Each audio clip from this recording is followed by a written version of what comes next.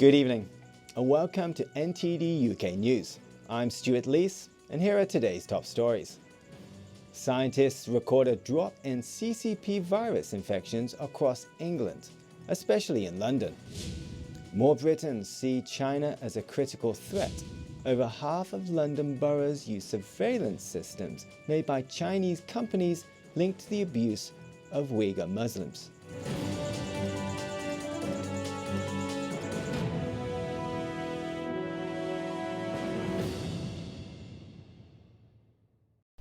Scientists tracking the pandemic find CCP virus infections in England dropped by 2/3 since the latest lockdown began, with London seeing an 80% fall.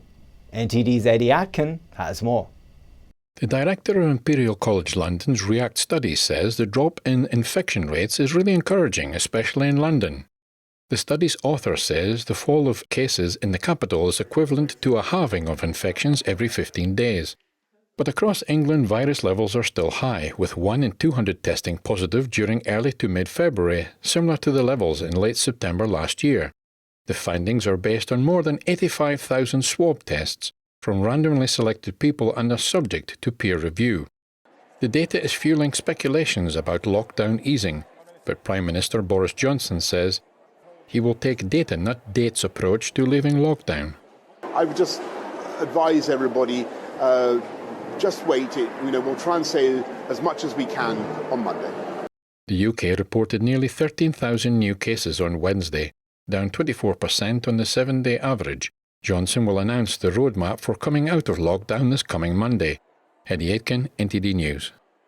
Scientists want the UK government to be more clear about what success in dealing with the pandemic looks like, so that the easing of restrictions is tied to clear data.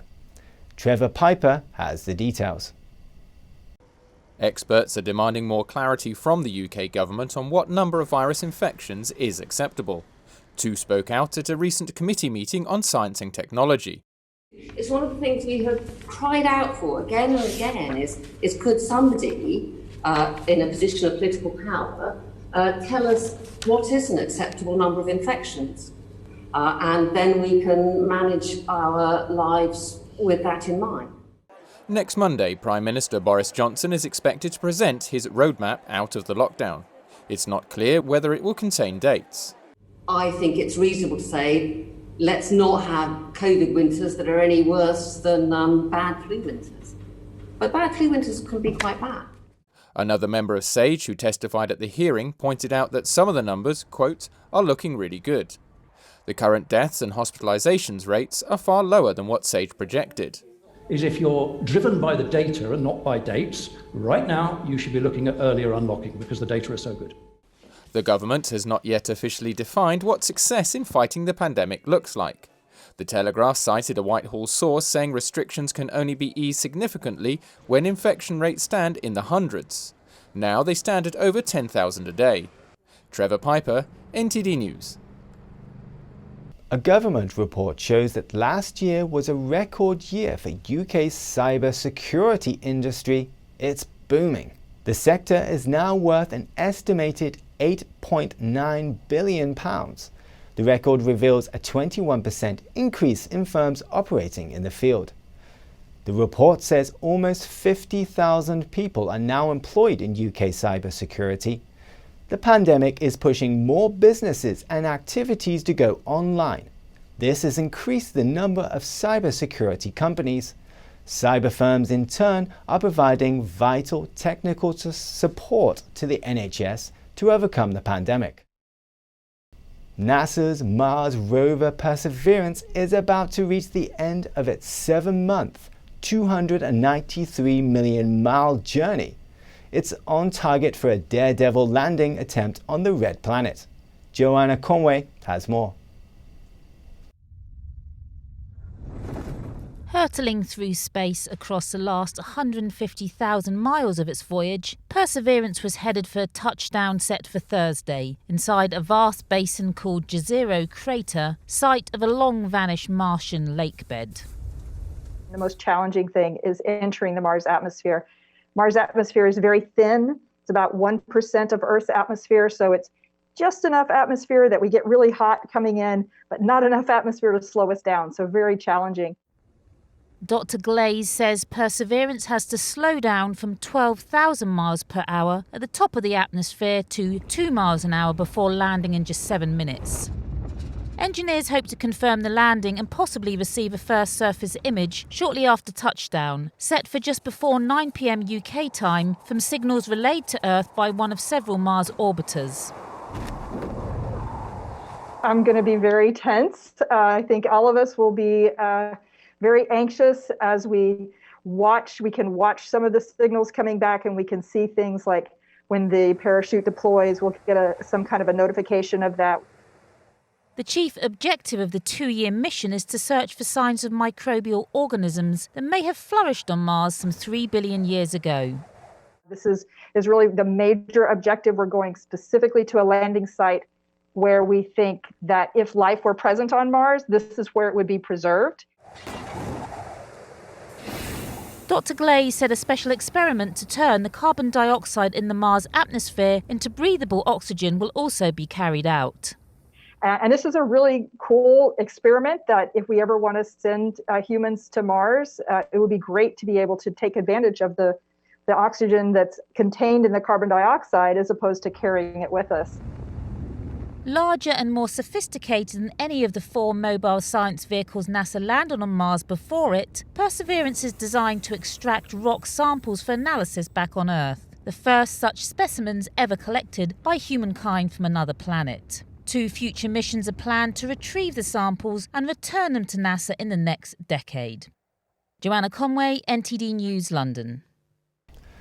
Although healthcare workers are struggling mentally during the pandemic, applications for nursing degrees have hit a high as many look for a hopeful future.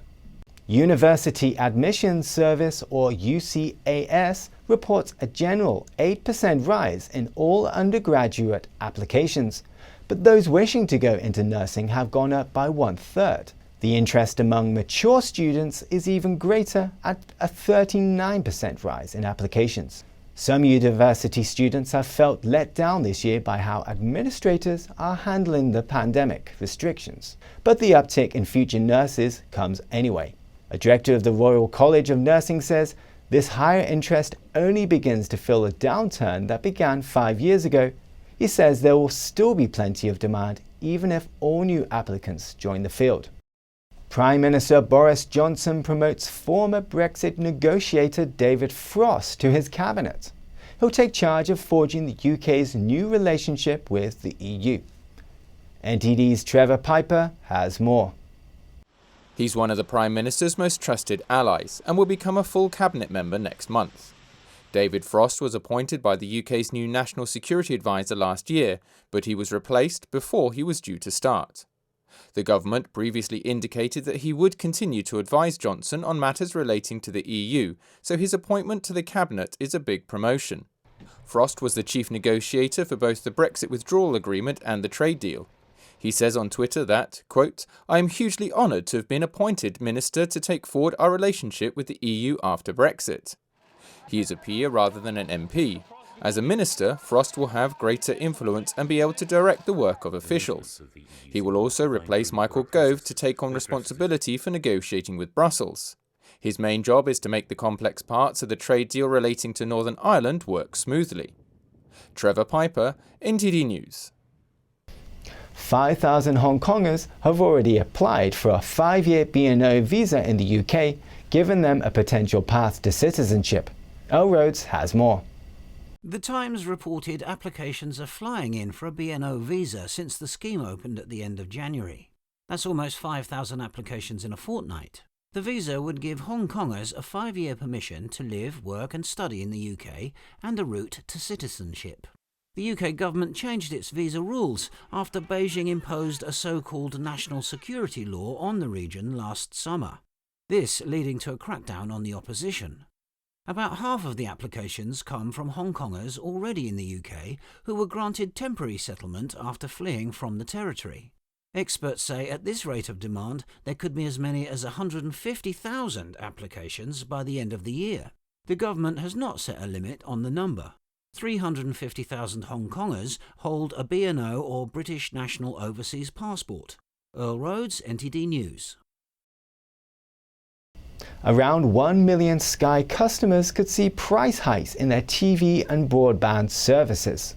Sky is increasing the costs of numerous services from the beginning of April by up to £72 a year.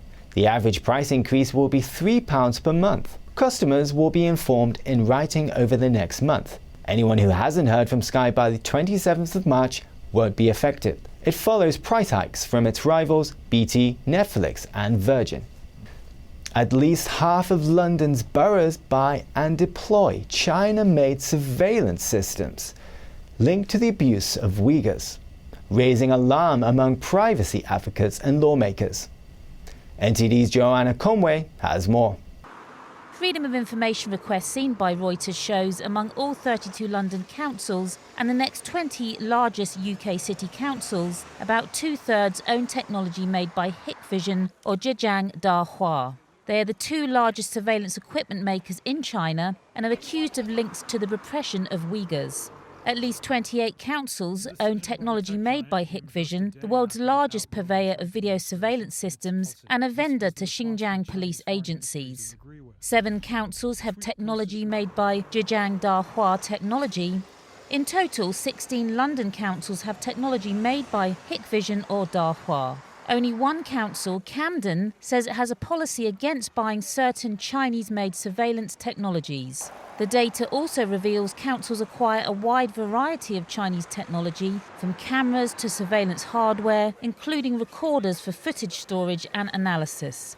None of the local British authorities say they use the Chinese technology for facial recognition. Joanna Conway, NTD News. One of former US President Donald Trump's impeachment lawyers is blocked by a law school and a civil rights law group. The attorney says these were two important parts of his life, and he's lost them for doing what he thinks is right. NTD's Melina Weiskup has the story. Attorney David Schoen targeted by cancel culture after defending Trump before the Senate. Schoen was planning to teach a civil rights course at a law school this fall, but the law school says he couldn't do it because of his role in the impeachment trial. They said, they appreciated my writing, and frankly, it would make some students and faculty uncomfortable, so I couldn't do it. He says it was sad for him because he enjoys teaching. The attorney was also removed from a civil rights lawyer email discussion list. They actually spent 48 hours discussing this with their board and so on, and they decided that they needed to suspend me from the list. So I've been suspended from that list, but it's a very important one to me. It's very prominent civil rights lawyers and fine people. He didn't want to reveal which law school or the name of the civil rights group that have canceled him. Schoen says the trial never should have happened and sticks to his argument that the Democrats' evidence lacked merit. And Schoen says Trump has expressed his gratitude for his defense. Very, very, very gracious to me at all times, I have to say, in every conversation. I spoke to him 2 or 3 times a day during the trial. Very supportive. 2 of Trump's 3 defense lawyers have faced public pressure since the trial. Attorney Michael Vanderveen's home was vandalized, and he says he's gotten over 100 death threats. He reportedly told Newsmax that now he's moved his children to a secretive location and hired armed guards to protect them. But he says they're doing fine. Melina Weiskup, NTD News. President Biden comes under fire for his latest remarks on China. We spoke with a China expert to break down why it's so controversial. NTD's Juliet Song has a story. In a CNN town hall this Tuesday, President Biden says the U.S. must speak up about human rights abuses in China, but also adds there are different cultural norms countries follow. I point out to him, no American president can be sustained as a president if he doesn't reflect the values of the United States. And so the idea I'm not going to speak out against what he's doing in Hong Kong, what he's doing with the Uyghurs in western mountains of China, and Taiwan trying to end the one China policy by making it forceful. I said, and by the way, he said he gets it. Culturally, there are different norms at each country, and their leaders are expected to follow. This comes after the host asked him whether he talked about the Chinese Communist Party or CCP's human rights abuses against Uyghurs with CCP leader Xi Jinping. The U.S. designated the CCP's abuses against the Uyghur Muslim population a genocide. The CCP's abuses include mass detention and forced sterilization. A China affairs expert says President Biden's remarks on different cultural norms echoes Beijing's propaganda. He says the CCP has always been glorifying its human rights abuses. But in fact, just like the idiom "a wolf in sheep's clothing," the Chinese Communist Party has always been the wolf.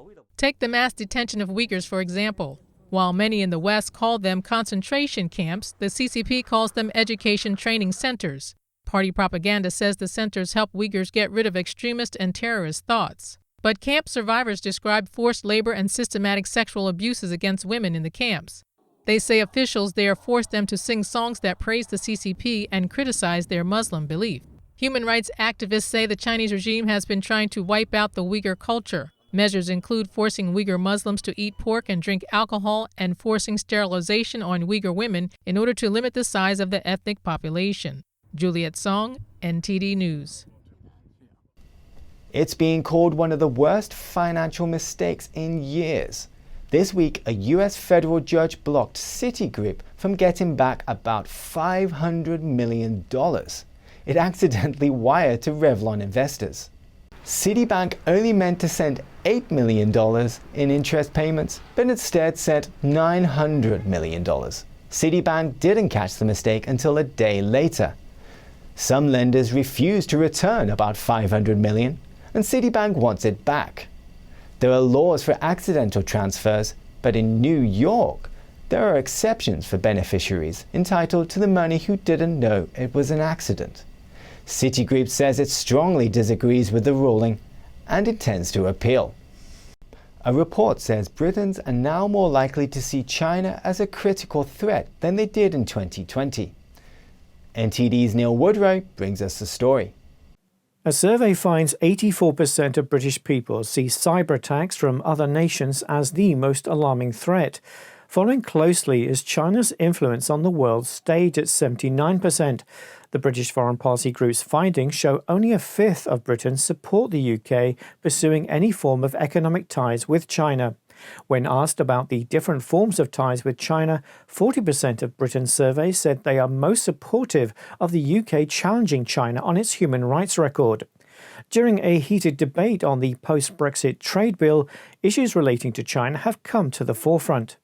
For international opinion on China is clearly changing, following its conduct in suppressing the pandemic's outbreak, challenging security laws in Hong Kong, its continued militarization of the South China Sea, and more widely ensnaring ever more countries in debt through its One Belt, One Road program and telecoms programs. The charge of genocide has been leveled at the Chinese Communist Party in relation to Uyghurs in Xinjiang. Because perpetrators of genocide should not be rewarded. They must know that actions have consequences, and an increasingly belligerent China needs to see that the British government will not simply stand by and watch, impotent, unable to do anything whatsoever. In Westminster, there's a growing sense of discomfort over China's human rights record and the security risks they pose. Neil Woodrow, NTD News. A landscape painting by Sir Winston Churchill is up for auction next month. It's expected to be worth around £2.5 million. What makes this particularly special? It was gifted to US President Franklin Roosevelt by the British Prime Minister during the Second World War. Churchill painted Tower of the Koutoubia Mosque in Marrakesh following the January 1943 Casablanca conference, which both leaders attended. Churchill then took Roosevelt to Marrakesh to see the sunset over the Atlas Mountains. The work is to be sold from Hollywood actor Angelina Jolie's Jolie Family Collection, with an estimated price tag of roughly $2 million to $3.5 million. Is that Churchill painted nothing in the Second World War except this one painting. And the Casablanca conference was an important conference where Britain and America came together to decide on how they would accept the outcome of the war. And the significance of this painting is the fact that Churchill painted it for Roosevelt after they visited together following the conference and then gave it to him as a present. And so it signifies not just their friendship but also the special relationship between Britain and America.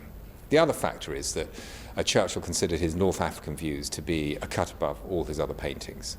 Churchill, who took up painting in his 40s, first visited Morocco in 1935 and painted around 45 pictures of the country, according to Christie's.